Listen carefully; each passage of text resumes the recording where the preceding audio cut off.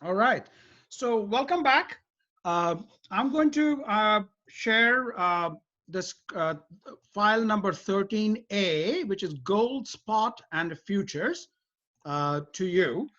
Um, we can see the file. Uh, Once again, I apologize for the fact that I'm having to use older data, but while the observed future price, you can see this is actually available on Wall Street Journal every day. Um, so, um, so that's something we can observe, but the gold spot prices and so the T-bill secondary mature market 1 year, that's obviously available through us from Words. We have, and through Fred, that's available to us, not a problem. The 1 year rate, the T-bill rates are available to us. However, the gold spot prices, which is US dollar per troy ounce, that is not available to us from Words. But I had to get that from Bloomberg, and unfortunately, because of the coronavirus, the Bloomberg is not available, so we are not, we don't have it available to us at this time. All right, so the date for which I'm going to do the data is October 31st, 2018. We do a VLOOKUP and we find that the gold spot price on that particular day was $1,214.95 per troy ounce on that particular day. The risk-free rate, again, we do a VLOOKUP and we find that the risk-free rate on that day was 2.59%. And using the futures price derivation formula that we calculated, it is 1 plus C3. So 1 plus the risk-free rate times the spot rate. This is the derived price. So according to the formula that we used, the derived price is $1,246.42.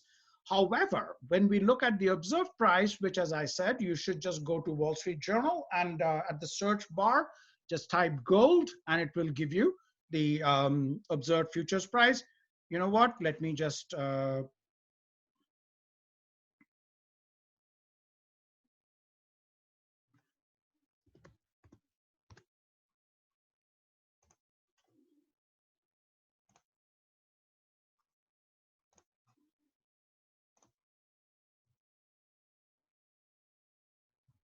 all right.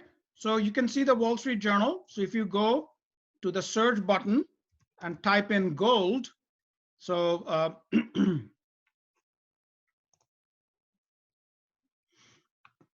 and you can see there are all these gold contracts that you can see various different gold futures.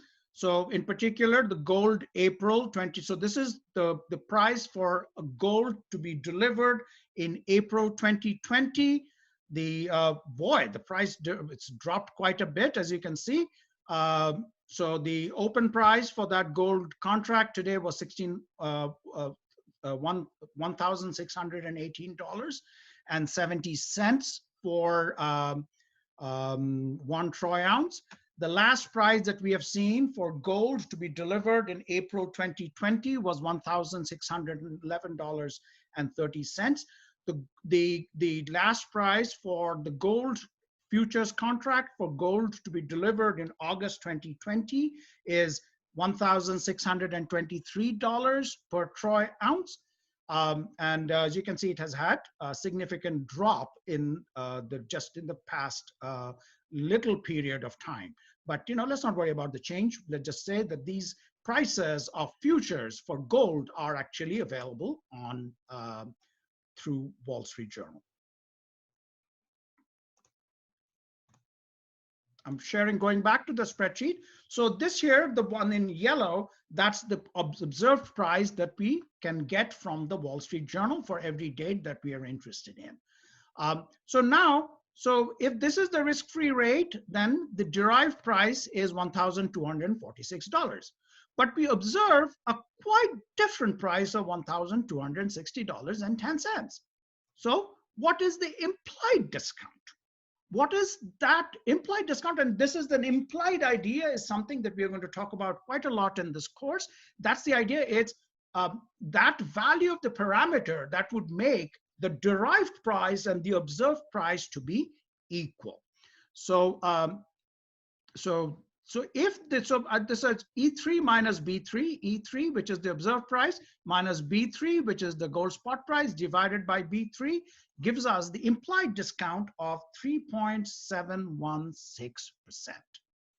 So if it were a purely, that's the discount rate, if that were the rate of interest, and if there were no other factors, then the gold price, then the implied rate, the risk-free rate, or the rate of discount that we have seen earlier, that would make the derived price and the observed price equal would be 3.716%,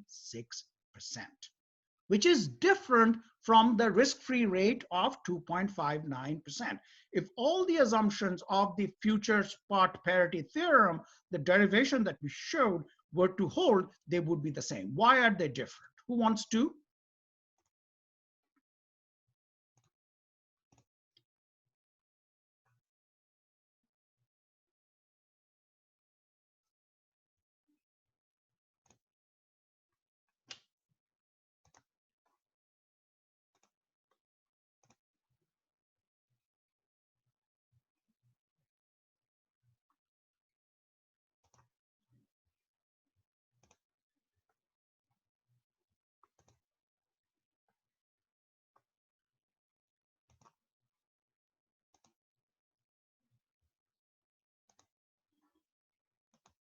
Hello, can you hear me?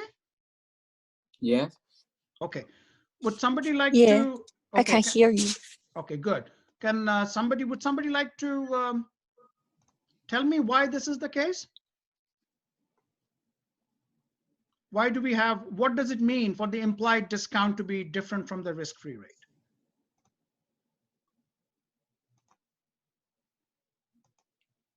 Would it be because of the rate that other people could borrow rather than the Federal Reserve?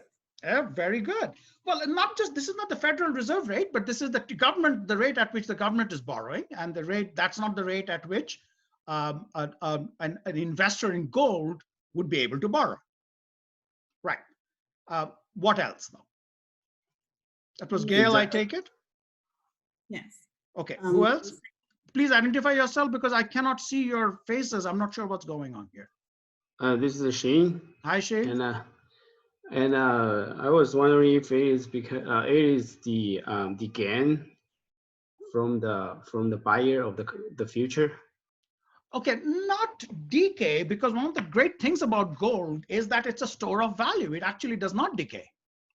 Okay. But what is other things? Come on, go on. You can think about it. Think it through. You're right in the right track, Shane. Come on. If that's not the gain, appreciation of the gold, of the value. Well, the appreciation is included in the price. When the futures prices is about the price of gold appreciating. Is there but gold doesn't, it's not like a hen that lays more eggs, right? So gold doesn't increase. The gold will stay exactly the same. So there are no dividend yields. Are there any convenience yields?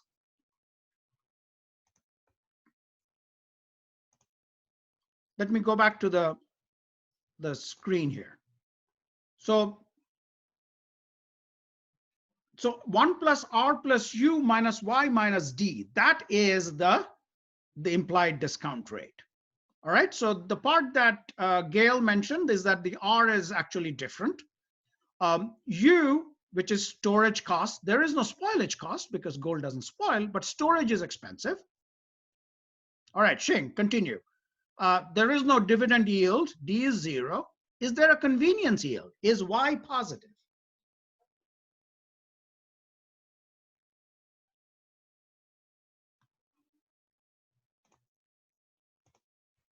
In fact, Y is positive for gold, because if you actually hold gold, then you can use that as collateral to borrow money.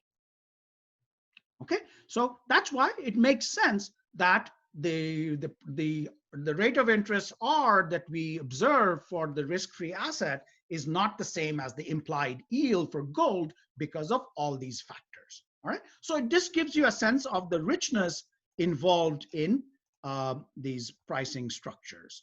Let's now go to just a few more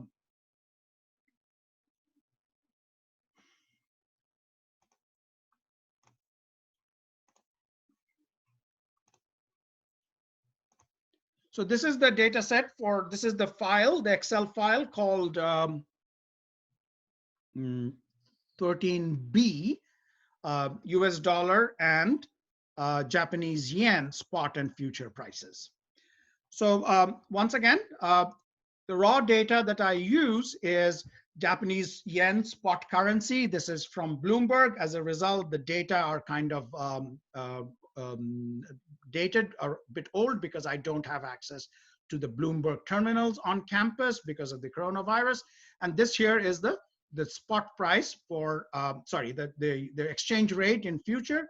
This here is the spot rates of the exchange rate between yen and US dollar. This here is the future price. Now, one of the things that we will, when we do foreign exchange, we will have to be very careful about is because it is not, you know, it's very easy to see that, to say that my price of my watch is $200. It's $200 per unit of watch. But when we're talking about foreign currency, both the price and the quantity units are currency units. Both are money terms. Okay, so we have to be extremely careful. It's exactly the same idea, but we just have to be extremely careful. So here, this last price that we are seeing is, so the spot price on February 10th, 2019 is $109.81. That is saying this is price of $1 US in Japanese yen. That is to say, on February 10th, 2019, if you wanted to buy $1 US, you would have to spend $109.81, and the reciprocal of that is, if you wanted to buy 1 Japanese yen, you would have to spend the 1 over that, which is 0.009107 is the price of 1 Japanese yen in US dollar. So you have to be very careful in your mind. Which one are you looking at? Are you talking about Japanese yen in terms of US dollar or US dollars in terms of Japanese yen? They both are perfectly legitimate rates, but you have to be careful as to which one you're using. And that's just similarly, and as long as you're consistent, it doesn't matter. Similarly for Japanese, this is, so this price here is the futures price, which is to buy 1 Japanese yen, you'll have, sorry, to buy 1 US dollar, you will have to spend 91.34 Japanese yen. So here I have put down the calculations, doing the VLOOKUPs and everything. The spot of Japanese yen per US dollar and the futures of Japanese yen per US dollar. And the futures, as you can see, these are for currency maturing in March 2019. Once again, apologies for the relatively older data.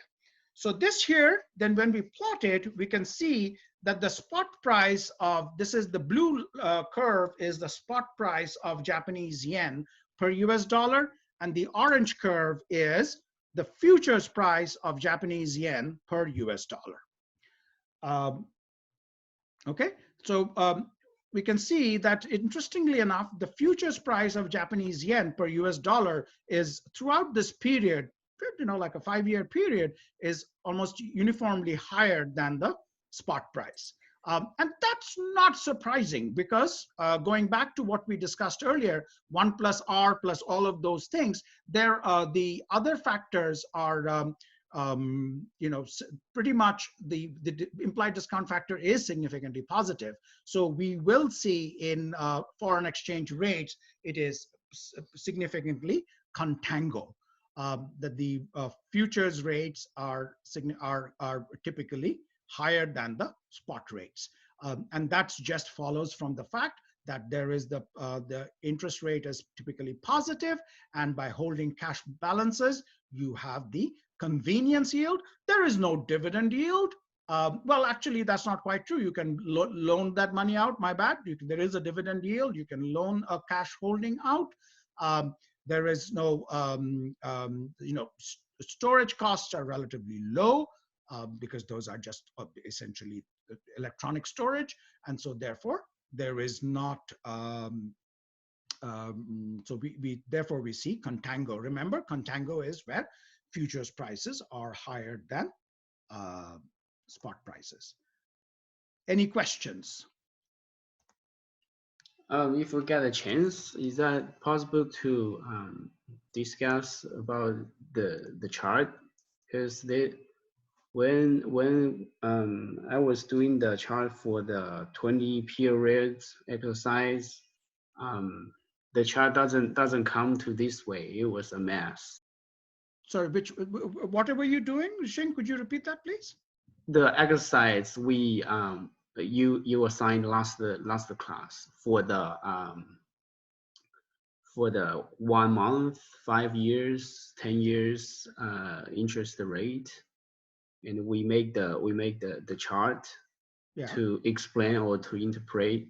And we can I couldn't make that chart with the line, but instead there's a column or bar. But it was a mess, and the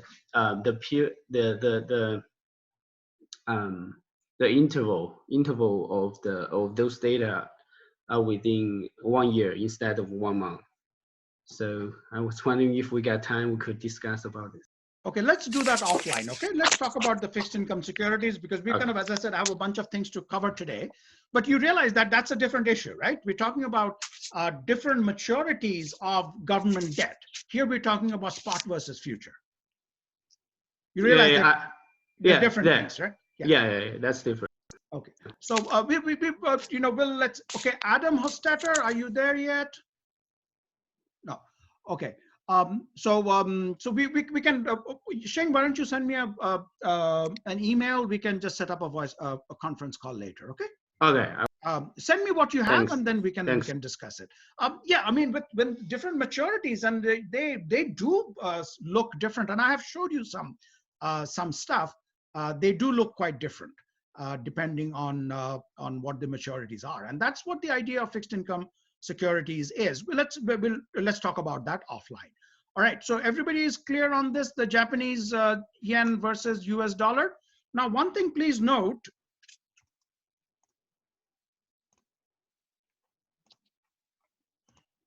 is the futures are higher than the spot, and that's not surprising in foreign exchange. Yeah. But the futures prices are actually, somewhat higher than spot price. And just keep this diagram in mind, and I'm going to show you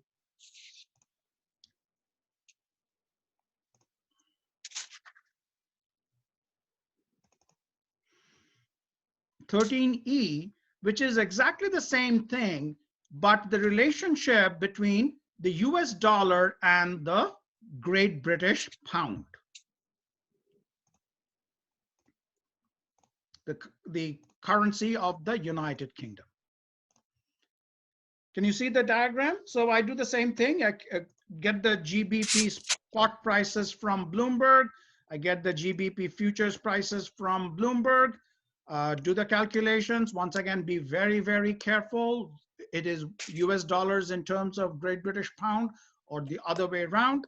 And then I chart it. You still see that the futures prices are higher than the spot prices for most of the time. It's almost entirely.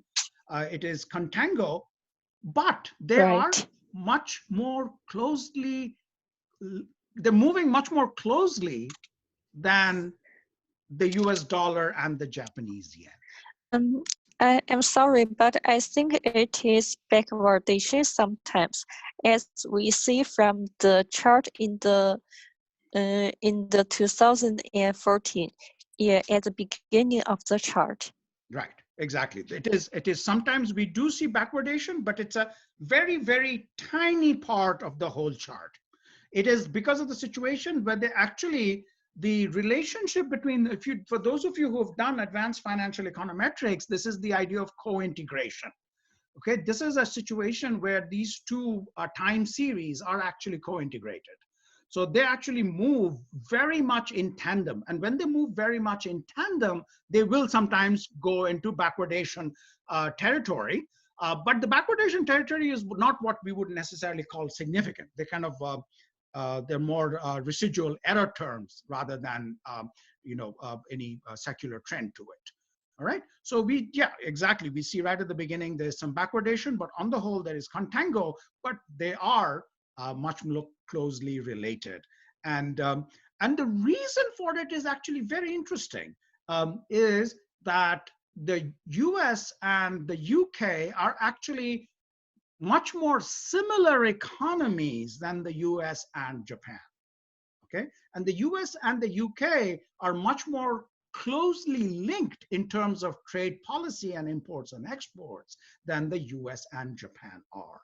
All right, so as a result, we see it's so fascinating when we see macroeconomics and finance, how they come together when we look at these particular series. All right, let me see again if Adam, are you there?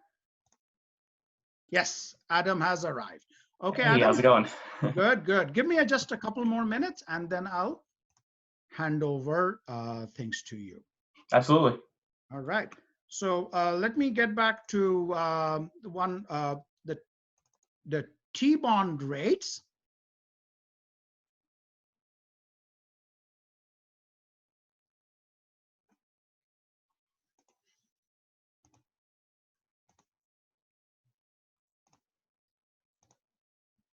Okay, so these are the 30-year T-bonds with 6% coupon. So if you plot from 1979 all the way till the end of 2018, we see some very interesting changes. Right at the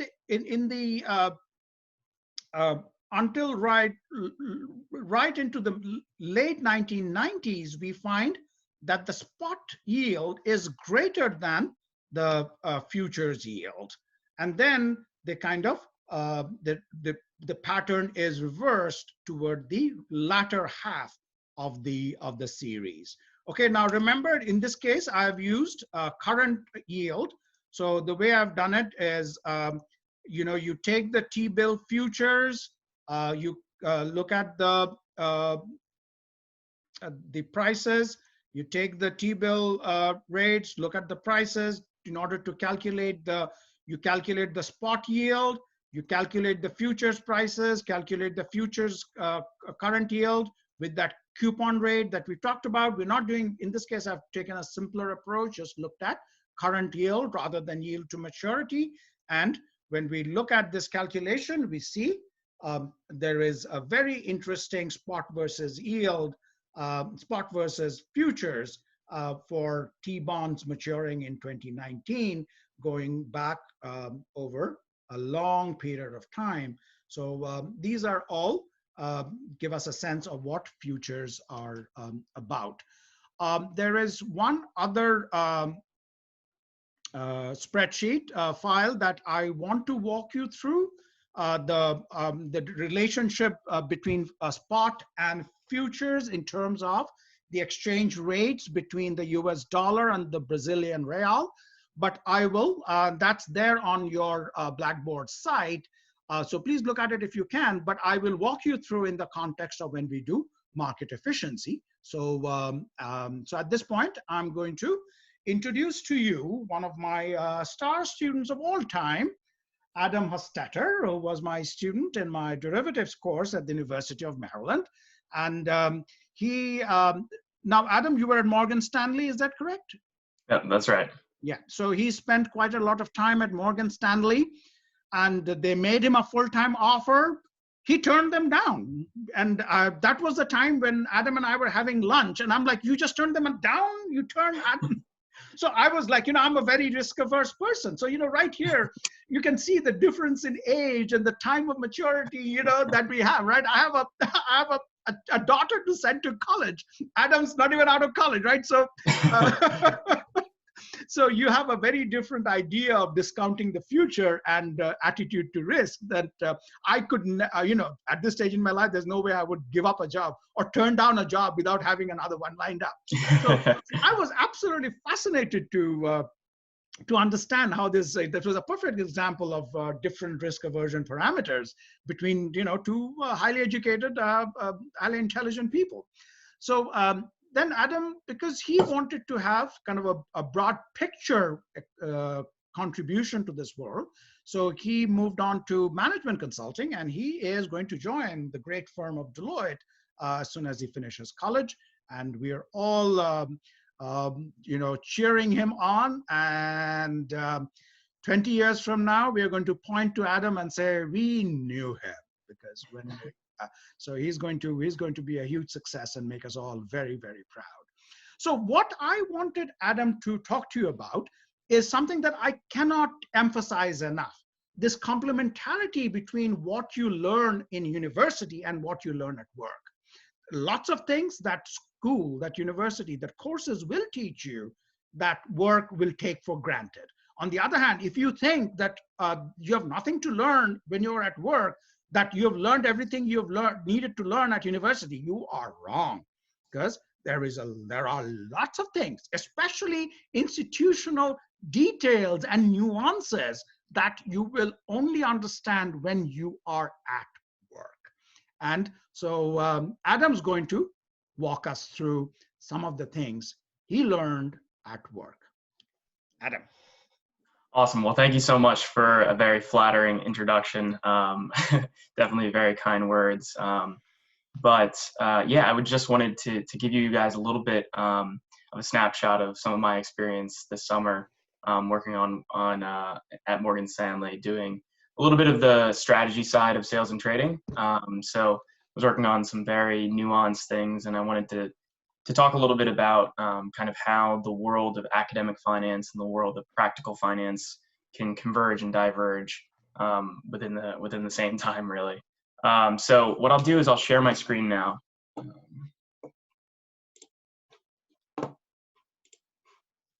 If you have trouble, let me know. Oh, great. Okay, cool. So does that, let's see, let's start from here. Can everyone see that? Yes. Okay, great. So what I wanted to talk about today was the idea of CCPs, which are centralized clearing counterparties, and they're very important within the trading context. And so just for background, has anybody heard of CCPs or clearinghouses or anything like that before? I assume it's probably pretty new for most people. It was certainly new for me, getting sat down, put on the desk day one, and having to learn up, because I basically only saw maybe one bullet point in a finance class about this. But I spent 2 weeks on this desk learning the ins and outs of it and kind of learning the strategies that people on Wall Street use. But I'll give you a little brief introduction of what CCPs are, and then how people on Wall Street are thinking about it and strategizing around it, and kind of what's coming down the pike with all that. Okay, so as I said, I'll give you a little bit of an overview of CCPs, what they are, how they operate, very briefly, just to give the context for how banks are operating within the CCP space. And then I'll just give some, let you guys have any questions. I'll be able to fill you in. If you have any questions during the presentation, please feel free to just unmute yourself and fire away. So the general idea about a centralized clearing party is that many banks are trading with each other all around the world. So if you see on the left side of the screen here, you can see that within the same asset class, let's just say US equities, Apple shares, Bank E might be trading 20 shares long and then receiving 30 shares long. And it gets very, very messy very quickly. What this introduces these banks to is counterparty risk, the risk that each one of these banks won't fulfill their promise. And so what some clever people have figured out over the last couple decades is that you can actually create an imaginary third party to mutualize that risk away. And they call these a CCP. So if you see on the right side of the screen here, what happens is the banks, all of these banks in the left side case, now become clearing members. And what they do is they directly face off with the CCP themselves instead of any particular bank. So let's say Bank A is particularly risky. Bank E might not want to trade with them because there's a risk that Bank A might not actually fulfill their promise. What the CCP does is says, hey, I'll stand in the middle and I will be a guarantor of every clearing member. So if Bank A doesn't fulfill its promise, I will fulfill the promise. So you can imagine by doing that, the CCPs have to be compensated for taking on that risk because basically they're the person who harbors all the risk. And so what that looks like, if we go to the next slide, is called this CCP Default Waterfall. And so just to break this down in pretty simple terms, the more risk that you take as a bank or as a clearing member with the CCP, meaning let's say I have 1 million shares of Apple cleared through the CCP versus 1 billion shares of Apple cleared through the CCP, the billion shares would have a lot more risk on them because there's market risk, the risk that I don't repay. There's a bunch of different risks. So the risk is proportional to how large your position is, either short or long. And so what happens is that the people who are taking more risk have to pay more to the CCP, and they call this margin. So they call this the initial margin of the defaulting member.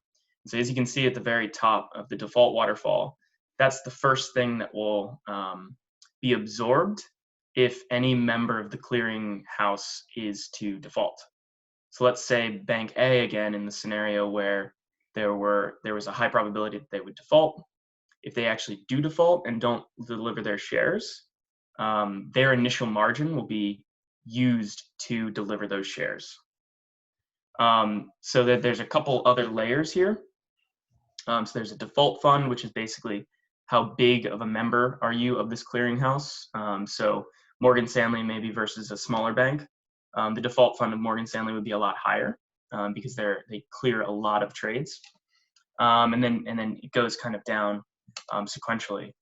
But I think the big key takeaway here is that CCP, this default waterfall is actually extremely secure. So even in the financial crisis when there was very little liquidity and people were defaulting, any CCP never went below the default fund. So you can see there's 5 steps here. The probability is very, very high that the first step will be triggered. And then the second step, lower probability. But there's never been a CCP skin in the game or what they call equity withdrawn. That has always been, this is a very, very, very secure system.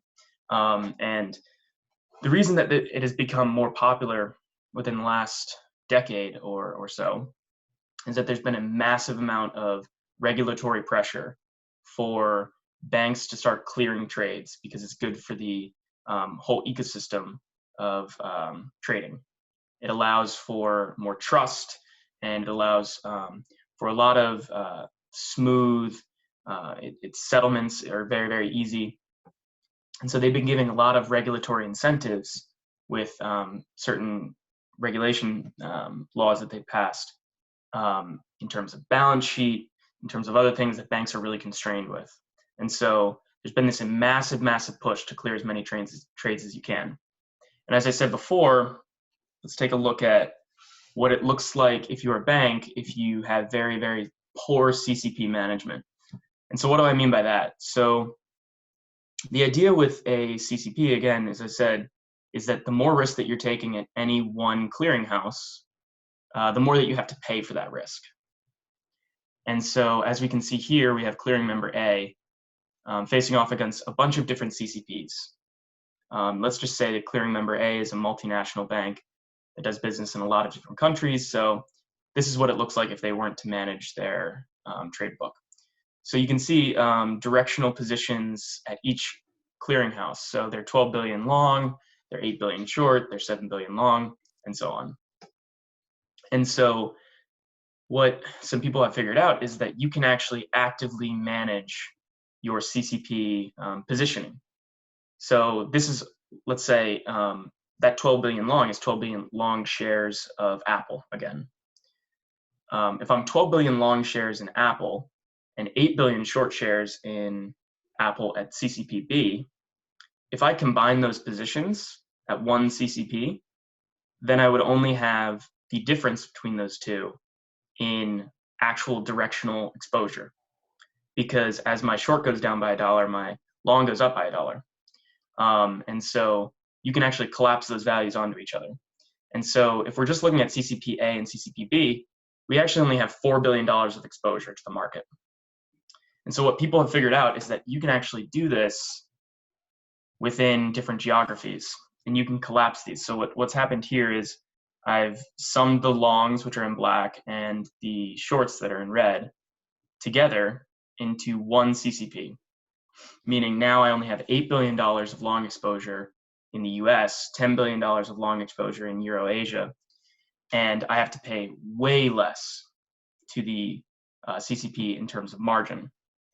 And so this is significant because this happens every day, all day. Every bank is doing this. It's basically they're collapsing their risk positions into one place if they can by law. And so as you can see below here, there's this term called gross notional. And if we go back, gross notional is just the addition of all of those absolute values. And so you can see we have all these positions, and then when we collapse them into the, collapse the risk into one, we've maintained the same amount of gross notional that we've cleared, which is good for our balance sheet, as I said before, but we're paying so much less for it. We only have $8 billion of exposure, and we would have to pay a lot less of that initial margin, which is kind of the cost to do business. So this is called like netting down of your directional positions. You're trying to take your short exposure and your long exposure and match them between asset classes. So in theory, this is really cool. In practice, it's very, very difficult to do manually. So the banks have created these algorithms that will look at individual unique identifiers or QSIPs and will actively search to net these down as much as possible. And the result of this is that they've been able to save hundreds of millions of dollars per year with these CCP strategies. And so a couple more of them that I just wanted to highlight, which are maybe a little bit interesting before I wrap up and then answer any of your questions, is so we talked about netting down, which are for new trades, right? Like managing your book. But what about for, what are some other strategies that you can use? Well, let's go back here and say, this is my book as of now. I have 8 billion in the US of directional long shares of Apple. What I can do is I can actually say, well, is there anywhere else in my trade book that I've not cleared before? It's been uncleared trades. Let's say I'm trading with Goldman Sachs and we decided not to clear that trade a year ago, and that trade is still on. Is there any way that I can ask Goldman Sachs, hey, do you mind if we go back and we backdate that trade? Can we actually clear that through a clearinghouse and make that a cleared trade now?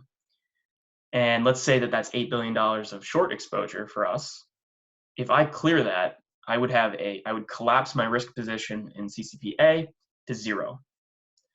So this is called backdating. When we go back into previous trades that we've done that are still on, and we take them and we clear them. We ask if we can clear them. So banks are usually really, really happy to play ball with this, like other banks. And there's a consortium of people who will ask, hey, do you mind if we backdate these trades? And what will happen is, if you look to number 3, what these banks have created is what-if scenario analyzers. They look at putting on a specific trade, let's say $100 million of Apple shares. What will that do to my margin requirement, the cost of doing business? If I clear that trade, how much will it cost me to clear that trade in terms of margin? And so what they've figured out is that with these backdating of trades and banks asking each other, hey, do you mind clearing that trade previously that we did? Can we clear that one, or can we clear something that we did last week?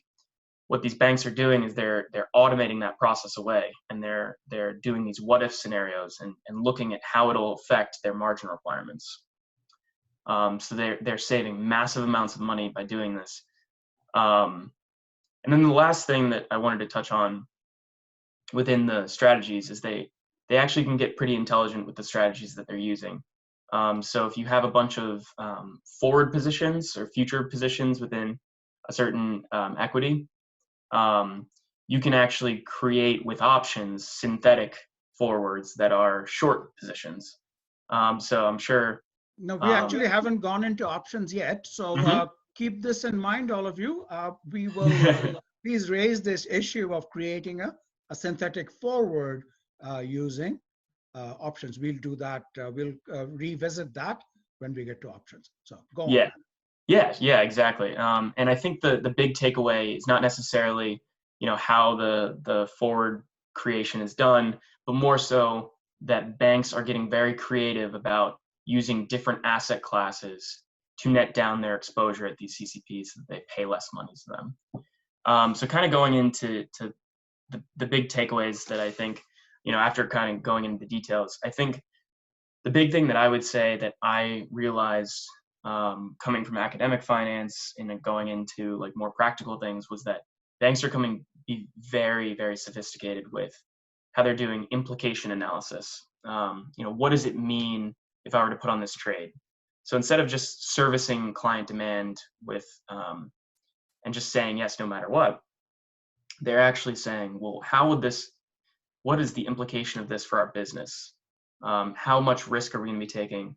How much are we going to have to pay to be able to mitigate that risk? And they're doing this real time. And so there's a lot of different fields that this is becoming more prevalent in. And one of them is like the credit value adjustment and XVA, what they call hedging, but basically just trying to reduce risk in real time and clear trades and do this all with an implication analysis in real time, which is a very sophisticated, very new, cutting edge, very quant heavy field. So it's definitely something that banks are thinking about a lot.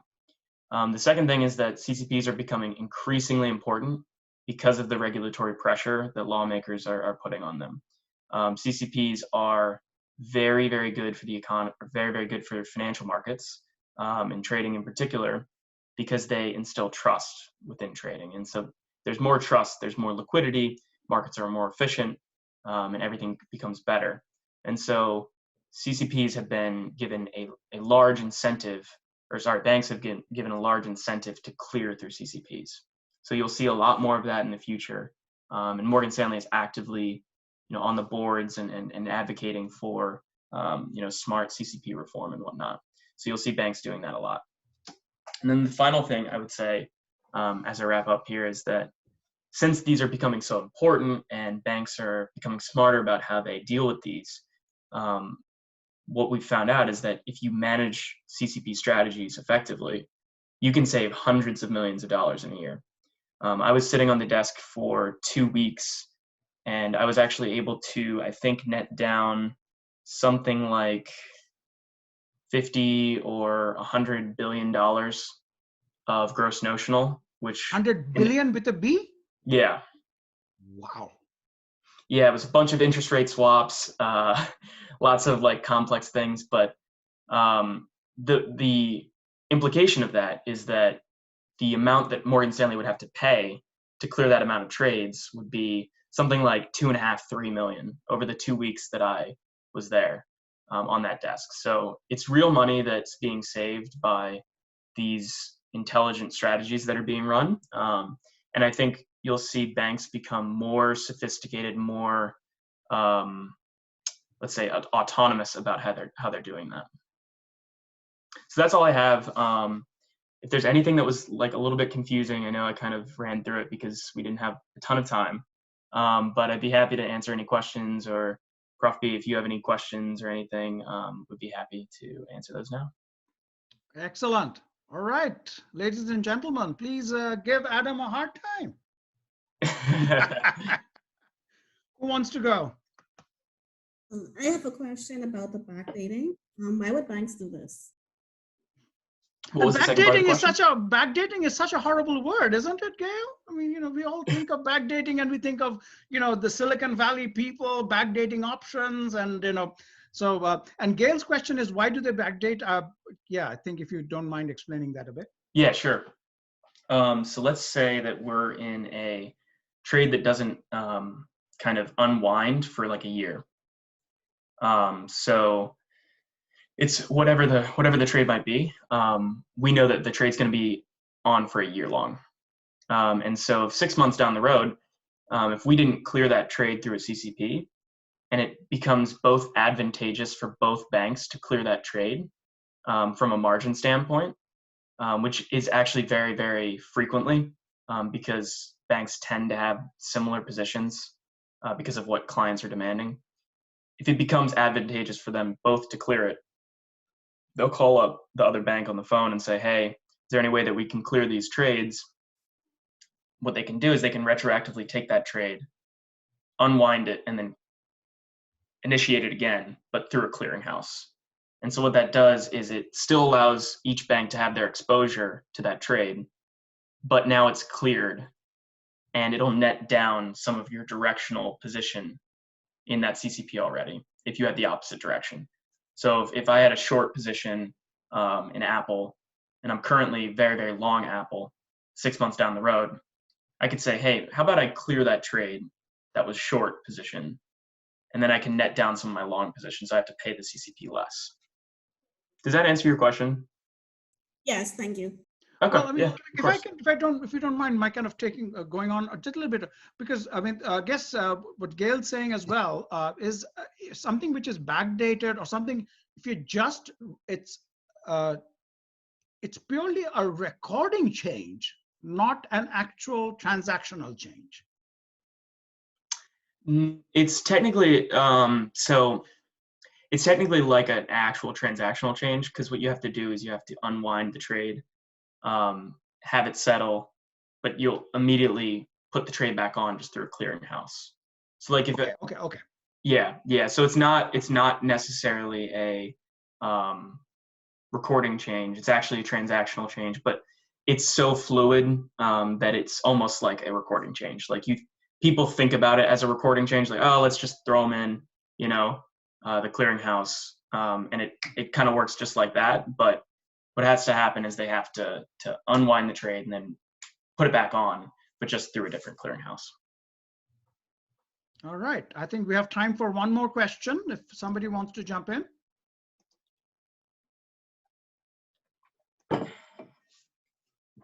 No?